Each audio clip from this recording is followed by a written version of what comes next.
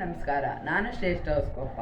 ದೀಪಾ ಹೆರಿಗುತ್ತಿಯವರು ಬರೆದಿರುವ brand builders ಎಂಬ ಪುಸ್ತಕದಲ್ಲಿರುವ Bata, Thomas Bata. ಇದು ನಮಗೆ ಆಪ್ತ ಎನಿಸುವುದು ಬ್ರ್ಯಾಂಡ್ ಒಂದರ ಕತೆ. ಬೇರೆ ದೇಶದಾದ್ರೂ ಶೂ ಅಥವಾ ಚಪ್ಪಲಿ ಎಂದರೆ ನಮಗೆಲ್ಲ ನೆನಪಾಗುವುದು ಬಾಟಾ. ಈ ಕಂಪ್ನಿ ಶುರುವಾಗಿದ್ದು ಚಾಮ್ರಾನ್ ಅವರ ಮನೆಯಲ್ಲಿ. ಬಾಟಾ ಕುಟುಂಬ ಬಹು ಹಿಂದಿಂದಲೂ ಚಪ್ಪಲಿ ತಯಾರಿಕೆಯಲ್ಲಿ ತೊಡಗಿಕೊಂಡಿತ್ತು. ಹಾಗಾಗಿ ಚಪ್ಪಲಿ ತಯಾರಿಕೆಯಲ್ಲಿ ಬೇಕಾದ ಕೌಶಲ್ಯಗಳನ್ನು ಥಾಮಸ್ ಚಿಕ್ಕನಿಂದಾಗಲೇ ತನ್ನ ಅಪ್ಪನಿಂದ ಕಲಿತಿದ್ದನು.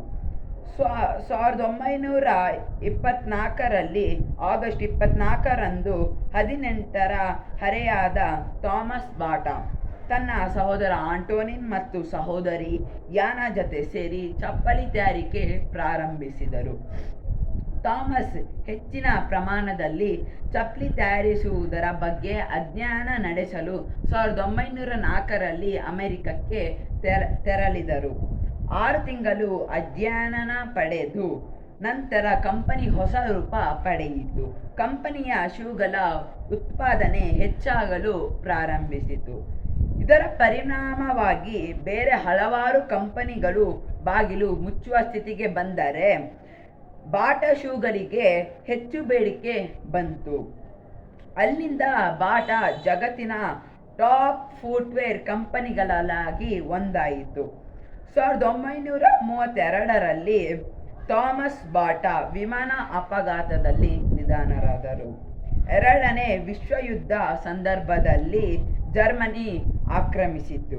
ಜರ್ಮನಿಯ ಸೇನಾ ಕಂಪನಿಯನ್ನು ವಶಪಡಿಸಿಕೊಳ್ಳಲು ತಪ್ಪಿಸಲು ಪ್ರಯತ್ನಿಸಿದರು ಜಾನ್ ಆಂಟೋನಿನ್.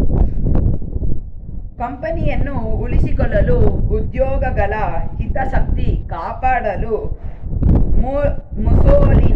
ಮುಸೋಲಿನಿಯ ಸೈನ್ಯಕ್ಕೆ ಶೂ ಒದಗಿಸಿ ಒಪ್ಪಂದವನ್ನು ಮಾಡಿಸಿಕೊಳ್ಳಲಾಗುತ್ತದೆ.